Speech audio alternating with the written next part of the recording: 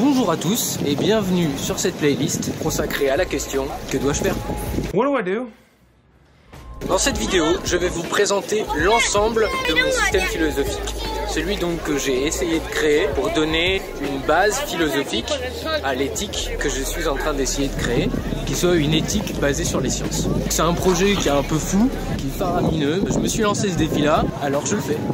He's gonna do it. Ce système philosophique de base, la base philosophique de mon bouquin, il est composé de 3 strates. La première strate, c'est mes certitudes. J'en ai déjà parlé dans ma précédente vidéo, mais je vais les développer plus, expliquer plus précisément ce à quoi je pensais dans les 2 certitudes, notamment lever certaines objections qui ont pu être faites. Ensuite, le deuxième niveau, c'est les présupposés. J'ai besoin en fait de 2 présupposés pour que ça ait un sens de parler d'une éthique.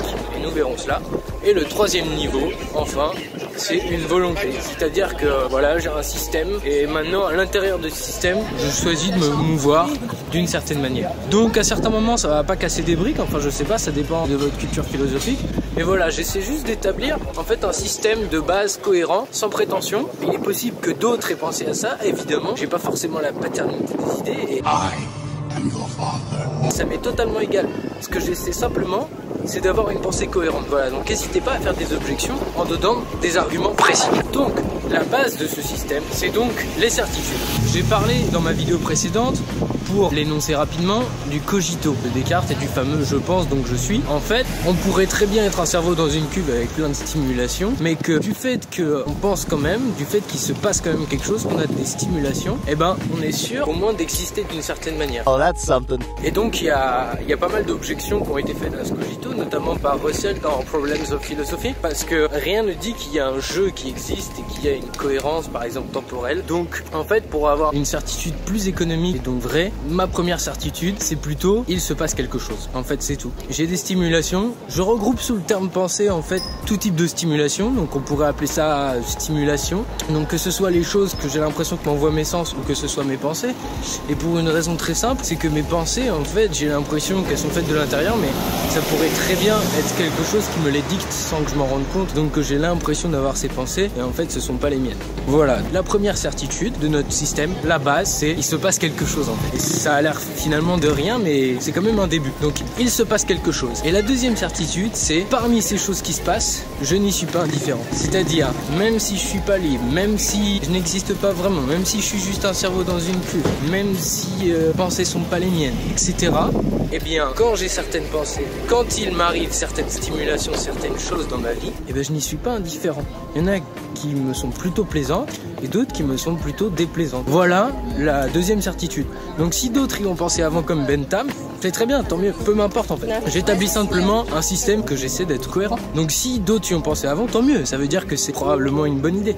Yeah, that's probably a good idea. Donc voilà ma deuxième certitude. C'est sur ces 2 certitudes que je base mon système. Donc on passe à la strate supérieure qui sont maintenant les présupposés. Qu'est-ce que c'est un présupposé? Un présupposé, c'est une chose dont on n'est pas sûr, mais qu'on est obligé de supposer en amont, présupposer, supposer en amont pour pouvoir avancer. En fait ici, avec ces 2 certitudes, on s'en sort pas. Notamment à cause de cette absence de jeu, cette absence de cohérence temporelle et mémorielle. Le fait qu'il est tout à fait possible que j'ai l'impression moi d'avoir vécu toute une vie et de pouvoir faire des choix, mais il est tout à fait possible qu'on m'ait tout envoyé à un instant, qu'on m'ait envoyé l'ensemble de mes souvenirs à cette seconde et que je n'ai pas vraiment d'existence dans le temps.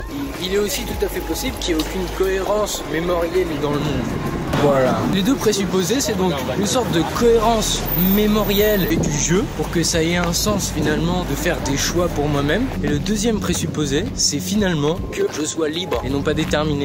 Je pourrais avoir l'impression de choisir mes actions, mais d'être totalement déterminé par autre chose et que ce soit finalement quelqu'un d'autre à tous les moments où je fais mes actions qui en fait en décide. Ce serait un peu la même chose que si par exemple j'étais une pierre qui tombe d'une montagne et donc j'ai l'impression moi que je tombe parce que j'ai envie de descendre, alors qu'en fait je tombe de cette montagne parce que il y a la gravité, il y a des forces qui s'appliquent sur moi, mais il nous semble pas que la pierre ait une volonté.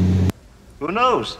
J'utilise cet exemple-là uniquement pour illustrer, puisqu'évidemment on n'a pas parlé de gravitation, etc. tout ça, mais uniquement pour vous montrer comment il peut se passer plein de choses dans ma vie si j'ai pas la liberté de faire un choix à un moment, et si je peux pas faire ce choix par rapport à une source d'information fiable qui serait ma mémoire dans un monde cohérent, avec des règles qui ne changent pas tout le temps, et bien ça n'a aucun sens de faire une éthique.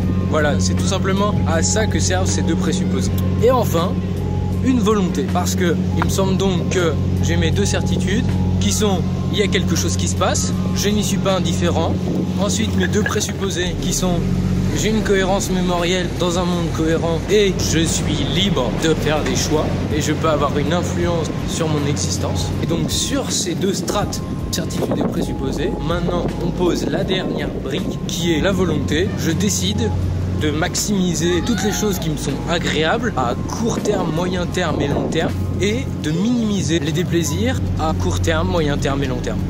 What are you talking about? Voilà, c'est finalement assez simple comme système et c'est ça que je voulais vous exposer. Simplement, il m'a paru utile à un moment de poser les bases de ce système philosophique et donner une raison cohérente de faire les recherches que je vais pouvoir vous expliquer par la suite, et les résultats notamment en recherche psychologique et les différents résultats que je vais pouvoir vous apporter pour que vous réussissiez par exemple à maximiser le plaisir et minimiser le déplaisir dans vos vies grâce à différentes études que je vous présenterai dans les vidéos qui vont suivre. Voilà la philosophie, j'en ferai pratiquement plus en fait par la suite, ça va être beaucoup plus pratique. Parce que ce qui m'intéresse moi, en fait, c'est, comme je le disais dans ma toute première vidéo, trouver des résultats concrets qui vous permettent, qui me permettent d'être mieux, tout simplement. Voilà, je vous souhaite une très bonne journée et je vous dis à la prochaine.